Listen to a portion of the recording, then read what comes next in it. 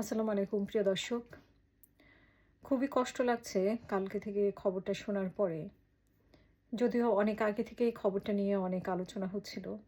আমি নিজেও আলোচনা করেছি। কিন্তু সবচেয়ে খালেদা জিয়া আগে মারা যাক বা পরে মারা যাক, খালেদা জিয়া নেই দুনিয়াতে।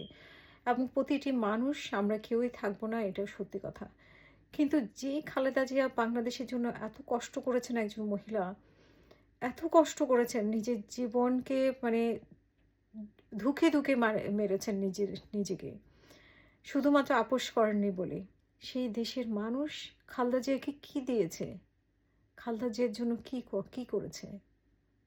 কিছুই করিনি। আমরা কিছুই করতে পারিনি খালেদা জিয়ার জন্য। খালেদা জিয়া কষ্ট করেছে, আমরা দূর থেকে দেখেছি। এবং কীভাবে ১৫ বছর শেখ হাসিনা ওনাকে জ্বালিয়েছে আমরা দেখেছি। আমরা কেউ কিছু করতে পারিনি। সে অপরাধবোধটা আমাদের মধ্যে কাজ করে আসলে। আমি জানি না বিএনপির মধ্যে কাজ করে কিনা। কিন্তু আমরা একজন অভিভাবক হারালাম। আমাদের দেশে এরকম নেচে আর কখনো আমরা পাবো কিনা।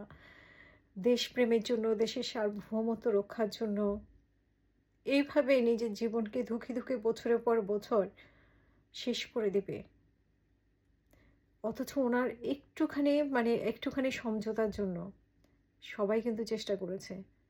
সবাই এই সমঝোতাটা করে। আমরা রাজনৈতিক ইতিহাসে যদি দেখি, আমাদের ৫৪ বছরের ইতিহাসে সবাই কিন্তু কোনো না কোনোভাবে সমঝোতা করেছিলেন। কিন্তু আমাদের এক খালেদা জিয়া কোনো দিন কারোর সাথে সমঝোতা করেননি। এই জন্যই তিনি আপোষহীন নেত্রী। এই জন্যই আজকে আমরা বাংলাদেশকে এই জায়গা পর্যন্ত দেখতে পেলাম। এবং এই জন্যই কিন্তু উনি আপোষ করেননি বলেই বাংলাদেশের ইতিহাস অন্যরকম হয়েছে। উনি যদি আপোষ করতেন তাহলে বাংলাদেশের ইতিহাস আজকে অন্যরকমভাবে লেখা হতো। হাসিনা আপোষ করেছে, খালেদা জিয়া যদি আপোষ করতেন তাহলে বাংলাদেশ আর বাংলাদেশ থাকতো না। উনি আপোষ করেছেন বলেই, উনি ধৈর্য ধরেছেন বলেই ২৪-এর ঘটনাটা ঘটতে পেরেছে। ২৪ বলি, আমরা জুলাই বিপ্লব বলি, এটা খালেদা জিয়ার জন্য সম্ভব হয়েছে। খালেদা জিয়া আপোষহীনভাবে টনক নড়েনি দেখে, কারো সাথে কোনোভাবে আপোষ করেননি বলে, উনি ধরে উনি কষ্ট করেছেন বলে, উনি জেলে থেকেছেন, উনি চিকিৎসার অভাবে ছিলেন বলেই আজকে ২৪ হয়েছে। আমরা বলি না এ মাস্টারমাইন্ড, ও মাস্টারমাইন্ড। আসলে খালেদা জিয়া ছিল আসল মাস্টারমাইন্ড। খালেদা জিয়া নিজের অবস্থানকে শক্ত রেখেছেন বলে দেশ সেই সুযোগটা পেয়েছে।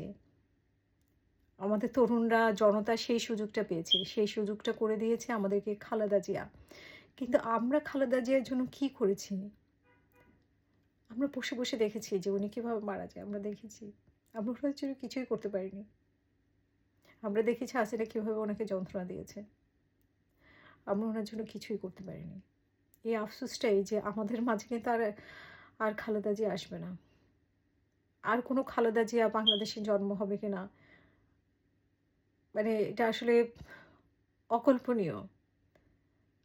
আমাদের ভাগ্য আমরা একজন খালেদা জিয়াকে পেয়েছিলাম, এবং আমাদের দুর্ভাগ্য আজকে আমরা সেই খালেদা জিয়াকে হারিয়েছি। এবং আরও কষ্টের বিষয়, এই খালেদা জিয়াকে নিয়ে সবাই রাজনীতি করেছে, কিন্তু খালেদা জিয়া দেশকে নিয়ে রাজনীতি করে নাই। শুধুমাত্র দেশকে ভালোবেসেছে। ওনার একটাই অপরাধ ছিল, উনি দেশকে আঁকড়ে ধরেছিলেন, দেশকে ভালোবেসেছেন এবং দেশের সার্বভৌমত্বকে কোনোভাবেই উনি বিলীন হতে দেননি, কারো কাছে ছোট করেননি, ছোট হননি। কিন্তু বিনিময়ে আমরা খালেদা জিয়াকে কিছুই দিতে পারিনি। উনি বলেছেন যে ওনার একমাত্র ঠিকানা হচ্ছে বাংলাদেশ।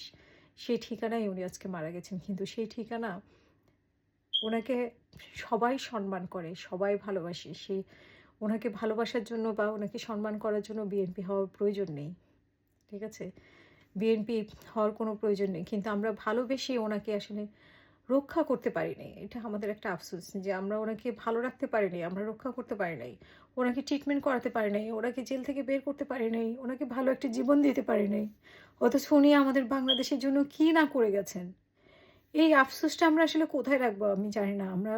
আমাদের সারা জীবন কষ্ট হবে যে এরকম একজন খালেদা জিয়াকে আমরা ভালো রাখতে পারি নাই। আমরা যদি ভালো রাখতে পারতাম, বাংলাদেশের ইতিহাস আরও অন্যভাবে রচনা হতো।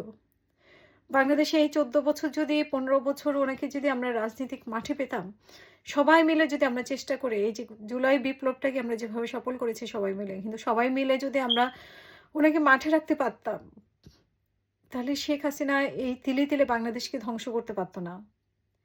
আর আমরাও একজন খালেদা জিয়া কি তিলে, তিলে উনি যেভাবে ধ্বংস হয়েছে, নষ্ট হয়েছে মানে উনি যেভাবে ধুঁকে, ধুঁকে মরেছে, চিকিৎসার অভাবে, জেলে থেকে, মানসিকভাবে কষ্ট পেয়ে আমরা আসলে মানে বসে, বসে দেখেছি। আমরা উনার জন্য কিছু করিনি। উনাকে যদি আমরা শক্তিশালী উনাকে আমরা সবাই মিলে যদি উনাকে শক্তিশালী করে রাখতাম, তাহলে আমাদের বাংলাদেশ আজকে কোথায় থাকতো? কিন্তু আমরা সেই জায়গাটা উনাকে তৈরি করে দিতে পারি নাই। সে যেমন দলের যেমন এটা দোষ আছে, মানে দলও যেরকম এটার জন্য দায়ী, আমরা মানুষরাও দায়ী। আমরা জুলাই বিপ্লব করেছি, আমরা আগস্ট দেখেছি। কিন্তু আমরা কেন এক খালেদা জিয়াকে মুক্ত করতে পারলাম না? এই শেখ হাসিনার হাত থেকে কেন মুক্ত করে ওনাকে বাইরে রাখতে পারলাম না? বাংলাদেশের ইতিহাস কেন এরকমভাবে রচিত হলো? তারপরেও মানে সবচেয়ে ভালো বিষয় যে আমরা এট লিস্ট উনি শক্ত হয়ে বসেছিল দেখে আমরা জুলাই আগস্ট পেয়েছি।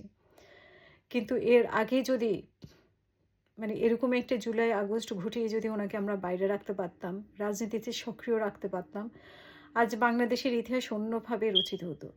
আমার কথাগুলো খুব অস্বাভাবিক লাগতেছে হয়তো আপনার কাছে, কিন্তু আপনাদের কাছে। কিন্তু আমার আসলে খুব কষ্ট হচ্ছে যে একটা মহিলা এতটা কষ্ট করেছে, এতটা স্যাক্রিফাইস করেছে দেশের জন্য।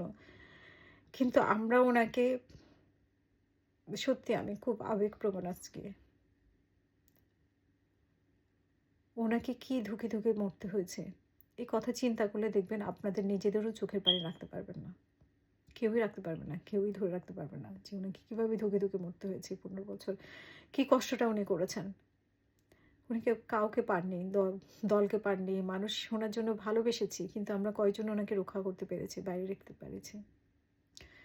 যাই হোক আমার হয়তো কথাগুলো এলোমেলো রাখবে। আমি খুবই দুঃখিত।